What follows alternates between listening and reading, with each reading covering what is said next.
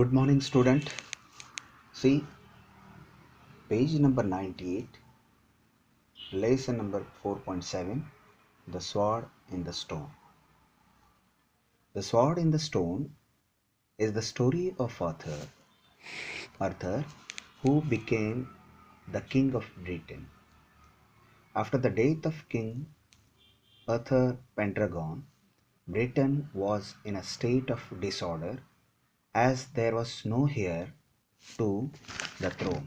Heir means a person legally entitled to the property or rank of another on that person's death. The noblemen fought amongst each other to become the king. Fear and lawlessness spread throughout the country. You can see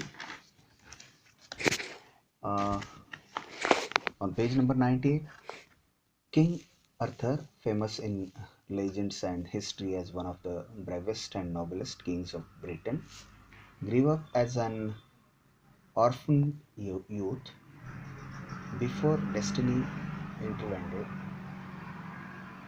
intervened in the form of his protector and guardian, Merlin the magician, to reveal his true identity to the people of Britain. See paragraph number 1. In ancient Britain, at that time when the land was invaded by wild barbarians, barbarians means people who were regarded as uncultured, the good and noble Lord Arthur fought them bravely and drove them away from his land. The people made him king of Britain and gave him the title Pendragon, meaning dragon's head. Pendragon means dragon head. King Arthur Pendragon ruled Britain wisely and well. The people were content, but very soon the king died. It was thought that he had been poisoned by some traitors. There was no heir to the throne of Britain. Here I told you about this. Uh, Heir means a person legally entitled to the property. The powerful lords and knights who had been kept under control by King Arthur now began to demand that one of them should be crowned King of Britain. Rivalry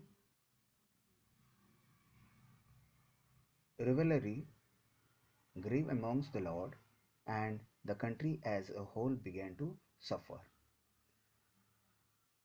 Rivalry means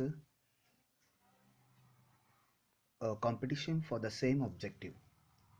Rivalry. Armed robbers roamed the countrywide, pillaging farms and fields. People felt unsafe and insecure in their own homes. Fear gripped the country, and the lawlessness prevailed over the divided kingdom. Nearly 16 years had passed since the death of Lord Arthur. All the lords and knights of Britain had assembled at the great church of London for Christmas. On Christmas morning, just as they were leaving the church, a strange sight drew their attention. In the churchyard was a large stone, and on it an avail of steel. An avail means a block with a hard surface on which another object is struck, and on it an avail of steel, and in the steel a naked sword was held, and about it was written in letter of gold, Whoso willeth out this sword is by the right of birth King of England. So many people, many of the knights could not hold themselves back, fancying themselves as future kings. They rush to the stone and attempt to draw the sword from its steel away. They pulled with all their might, but none of them could so much as move the sword. Obviously, the man who might draw the sword and prove himself to be our rightful king is not amongst us the morning, said the archbishop. Archbishop means is a priest of the highest rank. However, every man who wishes to try his hand at drawing this sword is free to do so. For the next few days, he was draws the sword will be crowned king, and to celebrate the appearance of this magnificent sword and prepare ourselves for the arrival of our future king, we will hold a magnificent tournament on New Year's Day. It was decided by the Archbishop. On New Year's Day, a great number of young and brave knights gathered to attend the church service. After that, they meet in the field nearby to participate in the great tournament. Dukes and counts, earls, barons, and knights crowded on the onto the field. Among them was Sir Ector, a noble knight. He was accompanied by his two sons, Sir Kay and young Arthur. Kay was his own son, who had been recently knighted. Arthur, whom he had brought up as a foster son. Foster means to bring up a child that is not one's own, was actually an orphan whom he had raised as his own child. The good Sir Ector loved both his sons dearly. As Sir Kay was preparing to join the tournament, he realized that he had left his sword behind at home. Hastily, he summoned his younger brother and said to him, Arthur, you want me to win this tournament? Don't you? Then you must help me out. Take my horse and gallop home as fast as you can. Get my sword and rush back here at once. I am going, called Arthur, rushing off at once. You shall have your sword sooner than you think. As he rushed past the church, a glint of steel caught his eyes. The blade of a sword shining brightly in the morning sun. The sword was mounted on an a veil on top of block of marble, right in the middle of the churchyard. It was the magic sword in the stone, but Arthur knew nothing about it. All he saw was a sword that was a veil for taking. Kay shall have his sword straight away, Arthur said to himself. He ran up to the stone, seized the sword by the handle, and drew it out effortlessly. He rushed back to his brother and handed the sword to himself, breathless with excitement. Seized. You are back very soon? Sir Kay said to him. But hey, this is not my sword. No, it isn't, smiled Arthur. I thought it would take me too long to get home and bring your sword. I found this sword in the churchyard. It looked good and I thought you could see use it just for today. We will of course put it back when the games are over. Sir Kay stood speechless, staring at his younger brother. He knew all about the magic sword and what it signified. But Arthur was unaware of it all. Arthur had always been a brave and valiant boy, and he had excelled in fencing and archery. He adored his father and his half brother, and his dream was to become the squire to his dashing brother. And now, without even knowing what it implied, Arthur had drawn the magic sword from the stone. Kay's mind was working rapidly. He actually held the sword of the stone in his hand, the very same sword that the strongest and best knight would not so much as grip or get hold of. Sir Kay seized the sword and ran to their father, leaving a bewildered Arthur behind him. He said to Sir Ector, Father, Father, this is sword of the stone and I have it in my hand. I am a rightful king of Britain. Sir Ector was a wise man. How did you get hold of this sword, son? He asked his eldest born. What does the matter? I have it in my hand.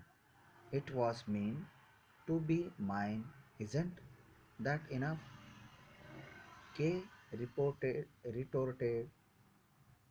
angrily. That's not enough, said the father quietly. How did you get hold of this sword? On page number 100, I have got it, and that's what matters, Kay replied, stubborn as ever. Well, then come with me, Sir Ector said, and led his son inside the great church which was now empty. Taking the holy book from the choir, Sir Ector said to his son, Swear on the holy book that you drew the sword from the stone. Sir Kay lowered his eyes. He could not face his father now. How did you come by the sword, son? Sir Ector asked him once again. Arthur brought it to me, father, said Kay, still with his eyes lowered. Bring Arthur here, and let three of us go to the churchyard. Sir Ector told him, We have to know the truth about this. Soon the three of them were at the churchyard. Put the sword back on its anvil, Sir Ector said to Kay, but try as he might, Kay could not put the sword back. It struck the anvil and slid off the block. Arthur saw that what was happening and thought that his father was angry with him, with them, because he thought the sword was stolen. Sir Ector had always told his sons, what matters most of a knight is integrity, being honest and truthful at all times on all occasions. Arthur stepped forward impulsively. Here, let me put it back, he said, and taking the mighty sword from his elder brother, he thrust it back on the anvil and it slipped in neatly. I assure you, father, I did not steal the sword. Kay needed a sword urgently, and I did not want to keep him waiting. Rather than ride all the way home, I decided to take the sword which I found in the churchyard. And see, it is back in its place now. I fully intended to put it back in the place after the tournament. and glancing at his brother, he added, I am sure that it is what Kay would have told me to do, wouldn't you, brother? Sir Kay did not speak a word. All right, Arthur, I believe you, said Sir Ector. Now let me see you draw a sword out as you did the first time. First you, Kay. But try as he might, Kay could not so much as grip the handle, and he could not move the sword however hard he tried. Now it is your turn, Arthur, said Sir Ector sternly. Arthur gripped the handle of the sword and drew the sword out gently, but firmly. Sir Ector made him repeat the action again and again. Each time, Arthur gripped the handle and drew the sword out without any hesitation. Sir Ector was overwhelmed. He fell on his knees before his young son, who held the mighty sword in his hand and bowed his head in deep devotion wordlessly. Kay followed his example. Arthur jumped back in surprise. Father, what you why you kneel before me? Am I not your son? That is page number 101. That is what I had thought until now, Sir Ector replied. But now I know better. I know whose son you are. You are the son of good King Arthur Pendragon, and I bow to you, as you are the king of Britain now. How could that be? You and I know that I was often boy and trusted to your care. Silently, Sir Ector pointed to the inscription on the stone which Arthur, on page number 102, Arthur had not seen until now. Whoso pulleth out this sword is by right of the birth King of England. But it can't be me, father. I am your son, and I shall always remain your son. There was a flash of light, and Merlin appeared before them, a hooded figure with bright, shining eyes and a bewitching smile. Lovingly, he set his hand on Arthur's head and said to him, Indeed, I was the one who entrusted you to good Sir Ector for your own safety. Your father and I knew that greater danger lay ahead for the kingdom and yourself. No sooner than you were born, your father blessed you and handed you over to me with a solemn request that you would take your rightful place on the throne of England when it was safe for you to do so. Turning to Sir Ector, Merlin said, In the name of the late King Arthur, I thank you. You have done splendid job of bringing up the heir to the British throne. Now you must inform the Archbishop and your fellow knights of all that has happened here. I shall await your return. Forthwith, Sir Ector called upon the Archbishop and all the lords assembled at the tournament. Holding Arthur by the hand, he announced to the assembly, Behold the rightful King of England. For a moment there was a silence, and then the crowd burst out in angry protest. How can we believe you? Who's who is this unknown boy? Where did he come from? How is he and better than one of us? The archbishop took them all to churchyard, The entire assembles watched in awe as Arthur intersted the sword in the anvil and drew it out effortlessly. Some of the lords and knights also uh, tried to draw the sword but failed to do so. Again and yet again, Arthur drew the sword from the stone before his people. Each time, cheers went up, and each time more and more knights drew their swords and held them high in a gesture of loyalty to their new-found prince. Loud cheers rose from the common people who had surrounded the churchyard, eager to greet their new king. Now Merlin stepped out of the shadows and addressed the crowd. Behold, O people of Britain, I present you the one and only son of King Arthur Pendragon and his queen. He is your rightful king. So, student, we have finished this lesson. You can write the hard words given on the page number 101, 103 and read the pointers. According to that, you have to solve the questions.